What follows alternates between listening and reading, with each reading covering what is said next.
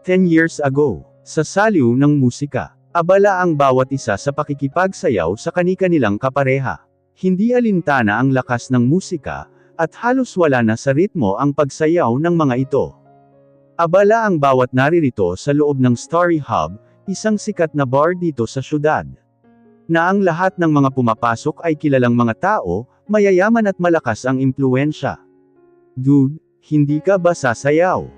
Parang baliw na tura ni Edward, habang tumatango-tango ito, sinasabayan ang musikang pinapatugtog ng DJ sa entablado. I'm tired. Gusto ko lang mag-inom. Nag-away kayo? Edward asked. Tumigil na ito sa paghedbang, at tinitingnan ang kaibigan ng mariin. Sinusuri ito kung bakit tila malungkot ang ekspresyon na ipinapakita niya ngayon. Hindi kasi ito sanay na makita ang kaibigan na ganito ang inaakto. Kilala niya si Oliver na madaldal, halos lahat na ata ng kwentong alam nito'y nasabi na niya. Hindi ito naglilihim sa mga kaibigan, ngunit ngayon ay tila ba iba ang ipinapakita niya. Para bang may malalim itong iniisip. Hindi. Bumuntong hininga si Oliver, at tumingin sa baba.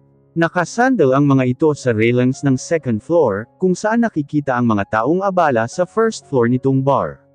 Nag-away lang kami ni Dad, anito. Sus. Palagi naman kayong nag-aaway niyang dad mo. Wala na bang bago? Tumawa pa si Edward, ngunit hindi man lang natinag si Edward sa pagkakasandal. Emotionless ito at alam ni Edward na malaking problema ang dinadala nito. What's the reason? Tanong ni Edward dahil nanahimik ang kaibigan. Nilingon muna niya ang mga kasama sa isang couch, at abala ang mga ito sa kani-kanilang mga babae. I told him that I wanted to break up with Christina, sagot ni Oliver. Hindi agad nakapag-react si Edward dahil sa gulat. Alam nito kung gaano nakatagal ang relasyon ng dalawa. Kaya nagtataka siya, kung bakit sa isang iglap lang ay tila babalak nitong hiwalayan ang babae. They were childhood sweethearts, simula pa nang sila'y nasa kinder pa lang, ay kilala na nila ang isa't isa. But why dude, she's not the right girl. Gustong sipukin ni Edward ang bungo ng kaibigan, dahil sa naging sagot nito. Pero nanatili siyang tahimik. Alam niya kung papaano rumspito ng desisyon ng isang tao. Kahit nahihirapan siyang alamin kung bakit sa hinaba-haba ng relasyon nilang dalawa, ay ganito lang pala ang kahahantungan. Nakarinig sila ng pagkabasag, kaya mabilis silang lumingon dito. Nakita nila ang nagkakanda-ugagang waitress ng bar, dahil nahulog nito ang order sa isang tray. Pasensya na po, sabi nito at pupulutin na sana niya ang mga butil ng nabasag na plato, ngunit mabilis na kumilos si Oliver at pinigilan ang kamay nito. Sa paraang iyon, nabasa ni Oliver ang nakasulat na name tag sa suot niyang uniform. Masusugatan ka Lucy. Kumuha ka na lang ng dustpan at wallies. Don't mind this, sabi ni Oliver. Kaya dahan-daang napatingin si Lucy sa lalaki, at doon nagtama ang kanilang mga mata. Hindi alam ni Lucy ang gagawin. Gusto niyang tumayo, ngunit nanghihina ang kanyang mga tuhod. Hindi siya makawala sa pagkakahawak ng lalaki sa kanyang kamay, dahil na rin sa kabang nararamdaman niya. Huwag na kayo magtitigan dyan. Nakakaisang minuto na kayo eh. Pabirong tura ni Edward sa dalawa. Nagtawanan naman ang mga kasama nila. Parang sinampal naman ang mga ito, dahil sa narinig. Kaya dali-daling umalis doon si Lucy at bumaba. Pumasok siya sa storage room, kung saan nakalagay ang mga walis at dustpan. Bakit nagmamadali ka? Napatingin siya rito. Nakita niya ang kaibigan si Andoy na nakakunot ang noo. Nakasuot ito ng unipormeng katulad ng kanya. May nabasag ako sa taas. Kaya kailangan kong linisin, sagot nito. Aalis na sana siya ngunit hinawakan ni Andoy ang kanyang palapulsuhan. Namumula ka. Magkwento ka nga kung anong nangyari. Nagkatitigan kami, diretso niyang sagot. Hindi siya makatingin sa kaibigan, dahil ayaw niyang nakikita ang nakangisi nitong labi. Nahihiya kasi siya. Ito ang kauna-unahang naramdaman niya ang balat ni Oliver. Abay mag-ingat ka Lucy, hindi mo kilala yang mga mayayamang yan. Kung ako sayo, umiwas ka. Wala naman akong ginagawa doy. Wala sa plano kong pumutol sa mga katulad nila.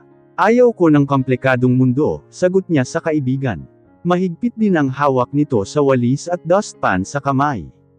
Alam ni Lucy ang buhay ng mayayaman. Hindi man siya ipinanganak na ginto ang kutsarang ginagamit. Alam nito kung papaano ilulugar ang sarili. Komplikado ang buhay na mayroon sila. Mabuti. O siya, linisin mo na iyon nang makauwi na tayo.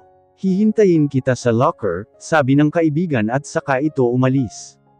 Bumuntong hininga na muna si Lucy, bago siya bumalik sa taas. Naruroon pa rin sina Oliver, kasama ang iilang kaibigan nito.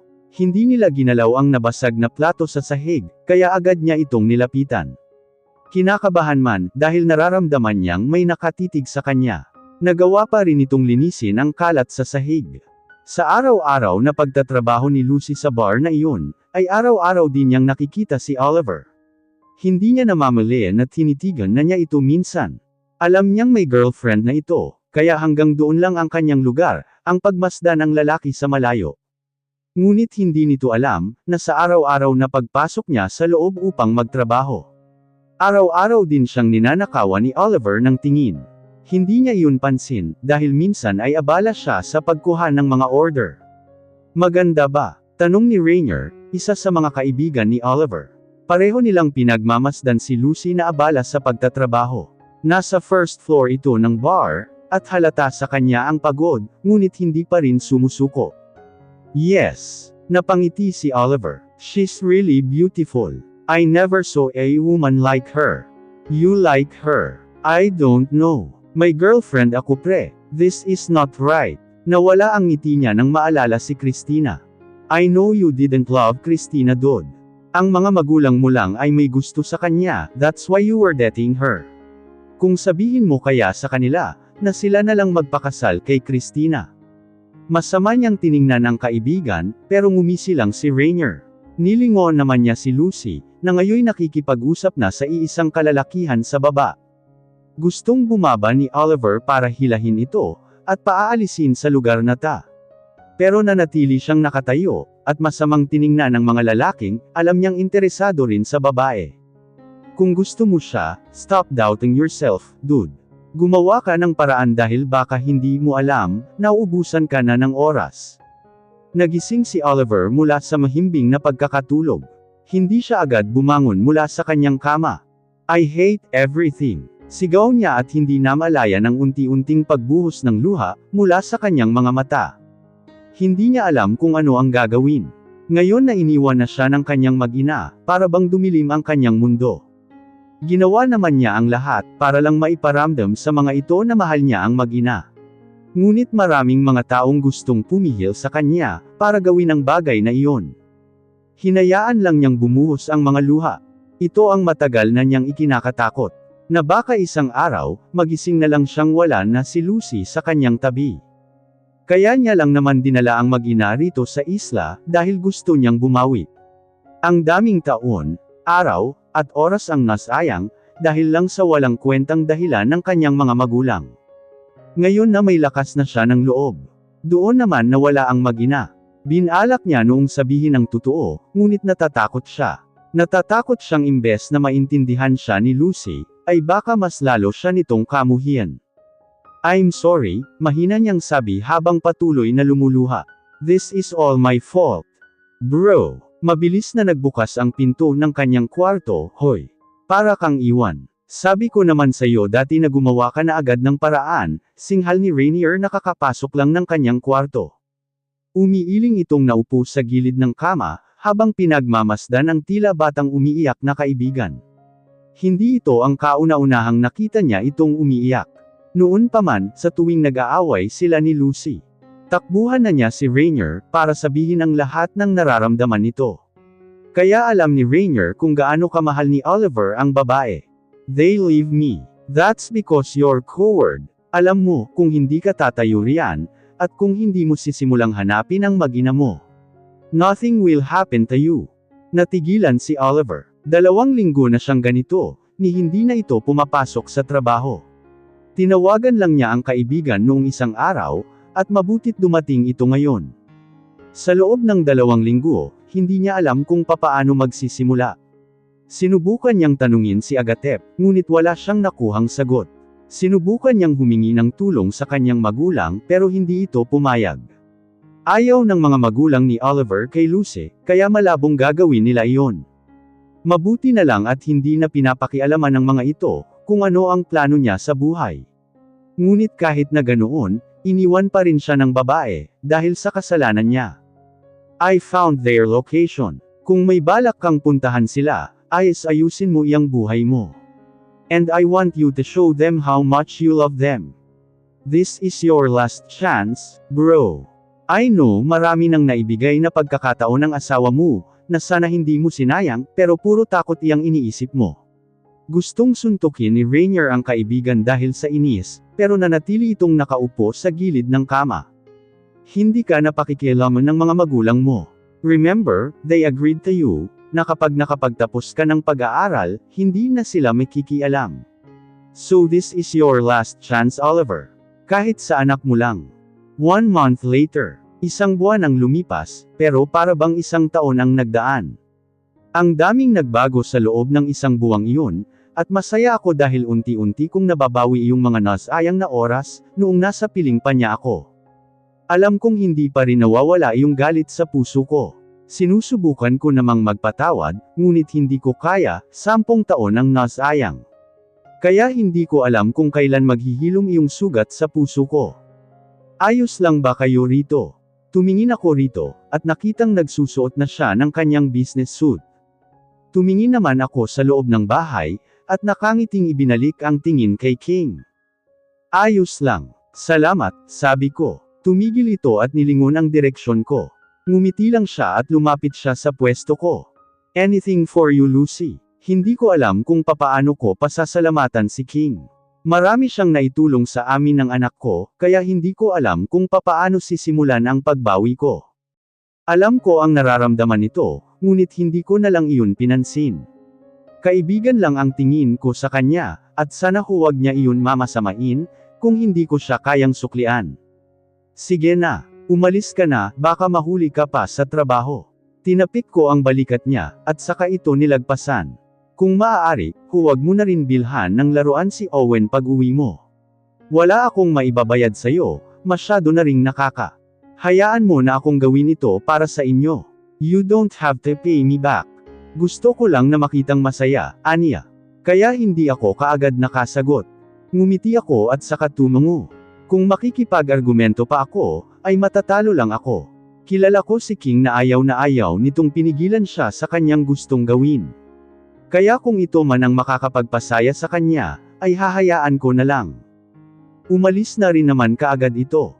Kaya inabala ko na rin ang sarili sa paglilinis nitong bahay na tinitirhan namin. Katulad ito ng bahay namin sa South Ridge Village, ngunit malayo ito roon. Malayo ito sa syudad, at malayo ito sa kanya. Tanging ang nakakaalam lang nito, ay si Andoy at King. Noong umalis kami ng isla, silang dalawa ang naghihintay sa amin ng anak ko sa syudad. Dinala kami ng mga ito rito sa bahay, kung saan nakatira si King. Mag-isa lang siya rito, kaya rito na rin kami tumira ng anak ko. Sa loob ng isang buwan, unti-unti kong natatanggap ang naging kahihinatnan namin. At unti-unti ko ring tinatanggap na wala ng pag-asa, hindi na dapat pa akong umasa. Bakit pa? Kung puro lang naman kasinungalingan ang ipapakita niya, mas mabuti nang lumayo kami ng anak ko. Pagkatapos kong maglinis sa first floor, umakyat naman ako, bitbit ang wallis at dustpan sa kamay ko. Dumiretso ako sa kwarto namin ng anak ko. Dalawa lang kasi ang kwarto rito sa taas, iyong isa ay kay King at itong isa naman, ay naging kwarto na namin ni Owen. Owen nak, tawag ko rito ngunit walang sumasagot. Kaya napabuntong hininga ako, at saka ko binuksan ang pintuan ng kwarto. Naabutan ko itong nakaupo sa isang silya, na malapit sa bintana nitong kwarto. Bahagya itong nakatalikod sa akin, at nakatingin sa labas. Marami ang nagbago, at isa na roon ang ugali ni Owen. Hindi ko inaasahan na magiging ganito ang pagtrato nito sa akin. Hindi na ako kinakausap, o di kaya'y pinapansin. Minsan kapag kausap nito si King, palagi niyang bukang bibig ang ama. Gusto na raw niya itong makita, ngunit ayaw ko raw siyang payagan. Alam kong galit ito sa akin. Araw-araw kong sinusubukang kausapin ang anak ko. Palagi kong pinapaintindi sa kanya ang sitwasyon, na hindi lahat ng bagay ay nananatiling permanente. Nak, gusto mo bang mamasyal tayo? Tanong ko rito, ngunit hindi pa rin ito lumilingon sa akin. Nakasandal na ngayon ang baba niya sa kanyang mga palad, habang nakatingin pa rin sa labas. I want Papa back, malamig niyang tugon. Napabuntong hininga ako. Hindi ko na alam kung ano ang gagawin ko. Nakalaya nga ako kay Oliver, ngunit sa anak naman niya ako nahihirapan. Gusto mo bang pumunta sa park? Tanong ko, hindi ko pinansin ang naging sagot nito kanina. Napakagat ako sa ibabang labi ko, dahil sa kabang dumadaloy sa katawan ko. Mabilis ang tibok ng aking puso. If Papa's here, we will go to the park together, but he's not. Owen, nilapitan ko ito ngunit hindi naman niya ako pinansin. Niyakap ko siya, at hinayaan na lang ay hindi ito pumalag sa ginawa ko. Hindi ko alam kung ano ang gagawin ko, nak. Gusto kong makasama mo ang papa mo, at gusto kong mabuo yung pamilya natin kahit na maraming gusot. Ngunit hindi kaya ni mama na lumaki ka sa isang kasinungalingan. Hindi ko kaya kapag lumaki ka, at nalaman mo ang totoo ay baka kamuhian mo kami. Hindi ito sumagot, bagkus naramdaman ko ang pagganti nito sa aking yakap. Kaya ang luhang kanina ko pa pinipigilan, ay biglang bumuhos dahil sa kanyang ginawa. Naglaho ang pagod at paghihirap ko sa lahat ng bagay. Dahil sa mahigpit nitong pagyakap sa akin. Si Owen ang nagiging sandalan ko, at nang magtampo ito sa akin ay wala akong nagagawa kundi ang hintayin kung kailan niya maiintindihan ang lahat. Kaya nang maramdaman ko ang pagganti nito sa yakap ko, nawala ang pagod at ang kaunting kirot dito sa aking puso. Nag-usap lang kami saglit ni Owen, bago kami sabay na bumaba. Magtatanghalya na, kaya kailangan ko pang maghanda ng kakainin naming dalawa. Nang makababa kami ay saktong may nag-doorbell sa labas. Nagpaalam naman ako rito, at nang tumungo siya'y agad na akong lumabas ng bahay. Sa loob pa lang, kita ko na si Andoy na naghihintay sa labas. Kaya dali-dali ko nang binuksan ang gate, at nagulat ako dahil may hawak itong bulaklak at paper bags. May nililigawan ka? Nagtataka kong tanong.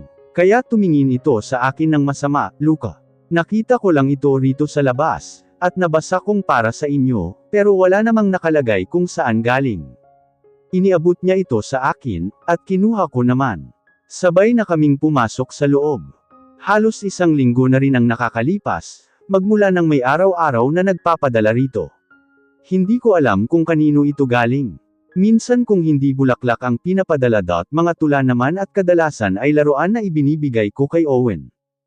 Kinakabahan ako syempre, dahil lahat ng mga nagpapadala nito ay walang nakasulat kung kanino galing. Kumusta naman kayo rito? Biglang tanong ni Andoy na nakapagpabalik sa akin sa realidad. Sumunod pala ito sa akin papasok ng kusina. Mabuti naman. Pinapansin na ako ng anak ko, sagot ko sa kanya. Kinuha ko ang iilang sangkap na inilabas ko mula sa ref, at dinala iyon sa lababo para hugasan. Well, mabuti naman kung ganon. Yang puso mo. Natigilan ako sa paghuhugas ng carrots, at napalingon kay Andoy. Kinakain na nito ang chocolate sa paper bag kanina, na kinuha niya raw sa labas ng gate. Kumunot ang noo ko sa sinabi nito, at pilit na pinapakiramdaman ang sarili. Hindi ko alam pero maging ako'y gusto ko rin malaman, kung kumusta na ba itong puso ko.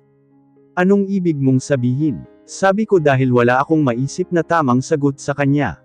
Tumigil ito sa pagkain at tumingin sa akin. Pinasadahan niya ako ng tingin mula ulo hanggang paa, at saka ibinalik sa aking mukha ang tingin. Wala, umiling ito. Sabi ko, CEO na pala yung ex-fake husband mo. Hindi ako nakasagot. Wala akong mahanap na kahit anong salita sa dila ko. Pero alam kong masaya ako sa nalaman ko, kung totoo man iyon. Mabuti yun para sa kanya, matutupad na niya ang pangarap nila ni Christina, sabi ko pagkaraan ng ilang sandali, at tinalikuran si Andoy. Papaano kung hanapin kanya? Hindi ko na siya pinatapos pa, dahil agad akong nagsalita. Hindi niya gagawin iyon. Sino ba kami ng anak niya para hanapin pa? Kung kasinungalingan lang ang sasabihin niya. Mas mabuting wag na lang siyang magpakita pa kahit kailan. Akala ko'y unti-unti kong mabubur sa puso ko ang galit, ngunit sa tuwing naririnig ko ang tungkol sa kanya. Para bang sinisilaban ang dibdib ko sa galit, hindi lamang sa kanya kundi maging sa mga magulang niya. Chill ka lang, Tay. At saka, alam kong hindi niya kayo mahahanap pa rito.